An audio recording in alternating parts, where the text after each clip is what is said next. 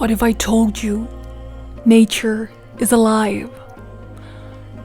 What if I told you that you have more in common with it than what you think, and that you can actually speak with it? Trees doesn't seem human at all. Biologically speaking, these majestical beings could not get any further away from us, and yet they developed from a seed while we developed from an egg. They seem to stand still while we move, but actually they move. But it's so silent, discreet and subtle that we can hardly register it. Mostly they don't move alone, but together, as even though a tree seems to be standing alone, he's actually one organism divided into many individual forms, just like humans used to be. Natural beings doesn't speak the words we do.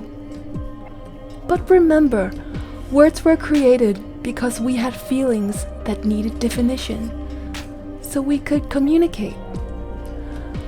Most of these basic feelings exist in nature as well, and the feeling and sensations behind these words is what creates the subconscious language, or what spiritual people would call the universal language, or even intuitive communication. It's a somatic and bodily experience which every being understands, even trees. Each tree that we resonate with within this language has a story that resonates with our own current story, and we find solace and mercy when we actually allow ourselves to admire these trees.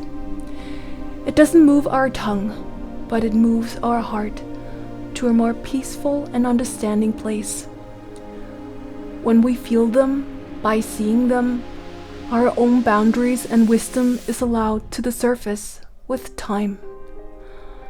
If you allow yourself to admire a tree, or any other being for that matter, you see nature differently as you notice the variation of beings that revives the mystical and compassionate side of you, and you see that nature knows you and that you know it too.